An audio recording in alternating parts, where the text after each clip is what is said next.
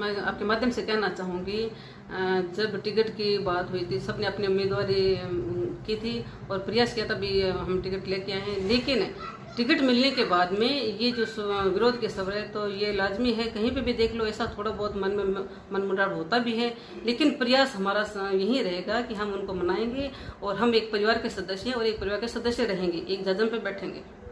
कहेंगे सभी भाजपा वही टिकट की पीड़ा थी। अब वही बात है ना, इतने लंबे समय से राजनीति कर रहे थे, लगातार चुनाव लड़ रहे थे और 2 बार विधायक भी रहे हैं, तो कहीं ना कहीं मन में थोड़ी पीड़ा होती है, चाहे कोई भी हो।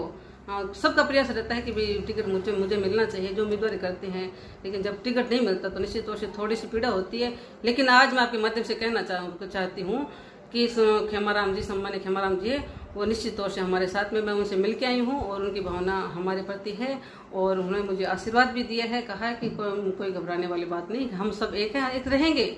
और हमारे साथ ये जो भी है जिन्होंने निर्दलीय प्रत्याशी के रूप में बात की है कि हम चुनाव लड़ेंगे, वो भी हमारे साथ में आएंगे, क्योंकि लगातार प्रदेश से हमारे जो जनप्रतिनिधि जो नेतागण है वो संपर्क में है और जल्द ही हम सब एक मंच पे बैठेंगे। आपका एक वीडियो, पुराना वीडियो बताया जा रहा है, एक वीडियो वायरल हो रहा है सोशल मीडिया पे, तो उसको लेके आप क्या कहेंगे? विरोधियों को और कुछ नहीं मिला, उनको लगे ये तो लगातार बेहतर होते जा रहे हैं तो अब कुछ ना कुछ ऐसा निकालें जिससे ये बैकग्राउंड में चले जाएं। लेकिन मैं बताना चाहती हूँ, जो वो वीडियो है वो 2018 का है, उसमें मैं कांग्रेस में थी। आज मैं एक ऐसे परिवार में हूँ जहाँ पे महिलाओं को सभी को सम्मान दिया जाता है और उस परिवार की मैं आज सदस्य हूँ और पार्टी ने मुझ पर विश्वास जताया है। मैं आपके माध्यम से कहना चाहती हूँ कि जनता विश्वास जो मुझ पे पार्टी ने विश्वास किया है, जनता उस विश्वास पे खरी उतरेगी और मुझे जो मौका दिया है उस पे मुझे सॉलिड रखेगी। संतोष जी, जनता आप पे कैसे विश्वास करेगी? कल आप कांग्रेस में थे, आज भाजपा में हो, कल आप किसी तीसरी पार्टी में नहीं जाएंगे? ऐसा नहीं होता, वो विचारधारा की बात है।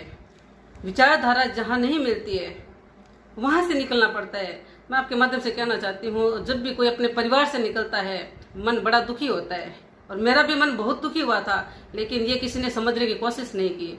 मैं जिस परिवार से मैं जब कांग्रेस में थी तो वहां से जब निकली तो मेरे मन को जो ठेस लगी हुई थी, किसी ने उस चीज को समझने की कोशिश की नहीं। लेकिन आज भारतीय जनता पार्टी ने मुझे वो सम्मान दिया है जिसके लिए मैं सदैव ऋणी रहूंगी और प्रयास मेरा यही रहेगा कि यहाँ पे सम्मान है तो मेरा आज सम्मान किया तो मेरा आगे भी सम्मान करते रहेंगे। मैं एक सच्ची सिपाही की तरह काम करूंगी और ये विश्वास दिलाती हूँ।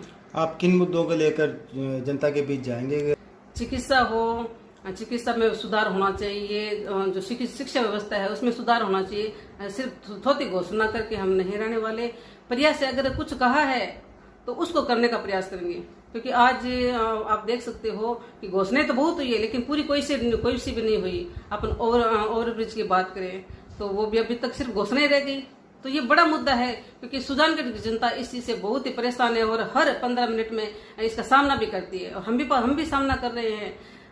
और अपन चिकित्सा की जो शिक्षा की बात करें तो टीचर्स स्कूलों में नहीं है तो बच्चों की पढ़ाई कैसे होगी, क्योंकि अगर बच्चे नहीं पढ़ेंगे तो देश हमारा कैसे बढ़ेगा। तो और हमारे क्षेत्र में जो पानी की समस्या है सबसे भयंकर है। खारे पानी की व्यवस्था है, खारे पानी की जो समस्या है उससे जो फ्लोराइड है उससे कई दिक्कतें होती है, कई परेशानी होती है।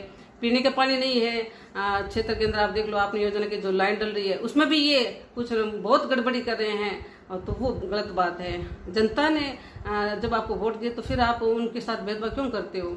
आज अगर ये व्यवस्था पूरी कर लेते तो क्षेत्र के अंदर पानी की व्यवस्था हो जाती। हमारे सारे लोग आज भी परेशान हैं। ड्रेनेज योजना है, जो अपने ओवरब्रिज की बात कर रहे हैं तो अभी तक तो मुझे कहीं कुछ नहीं दिखी। और ये ड्रेनेज की बात करें तो ये अपनी केंद्र सरकार की योजना है।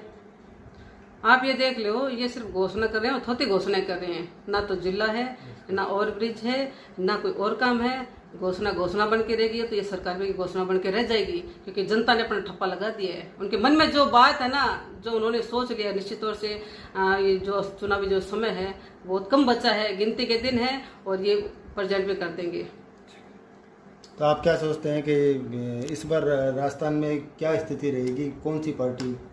राजस्थान के अंदर परिवर्तन निश्चित है और भारतीय जनता पार्टी का कमल का फूल शानदार तरीके से खिलेगा, क्योंकि जनता के मन में जो विश्वास है वो हम आज आपके माध्यम से भी सभी देख रहे हैं। जनता ने ये सोचा है कि जो सरकार घोषणा करती है, जो सरकार जनता को परेशान करती है, ऐसी सरकार का क्या फायदा, क्योंकि जनता ने 5 साल जो दुख पाया है उसका हिसाब अब होने वाला है। ये जो काउंटडाउन शुरू हो गया ना, ये महसूस करवाएगा कि आपका आने वाले समय में आपका कहीं नामो निशान नहीं रहेगा। आज आपके माध्यम से कहना चाहती हूँ, सुजानगढ़ की जनता ऐसा फैसला करेगी कि इनको समझ में नहीं आएगा कि आपने जिस प्रकार से इनको दुखी किया है, इनकी आत्मा आज रो रही है। आज जिले की अपन बात करें, जिला नहीं बना, घोषणाएं की, कागज के फूल बरसाए, इतना ड्रामा किया गया, वो सोच के भी हंसी आती है। ड्रामा करने की क्या जरूरत? आप अपन जब 19 जिलों की घोषणा हुई थी, आप उसी समय सुजानगढ़ को जिला घोषित कर देते ताकि आज सारा काम हो जाता, लेकिन आपने नहीं किया। आप तो ये सोच रहे तो जनता को कैसे बेवकूफ बनाए। जनता को बेवकूफ बनाने का जो आपने काम किया ना, जनता इसका मुंह तोड़ के जवाब देगी आपको। नहीं, ये जो आप बातें कर रहे हो, ये बड़े स्तर की बातें हैं, तो हम उतने बड़े नहीं हुए अभी तक इतनी गहरी बातों को समझ सके। हमारा ये प्रयास रहता है कि हमें यहाँ पे सुजानगढ़ से जो टिकट मिली है वो जनता ने आशीर्वाद दिया है, और हमारे जो शीर्ष नेताओं ने जो विश्वास जताया है, मैं उस विश्वास पे खड़े उतरने का पूरा प्रयास करूंगी।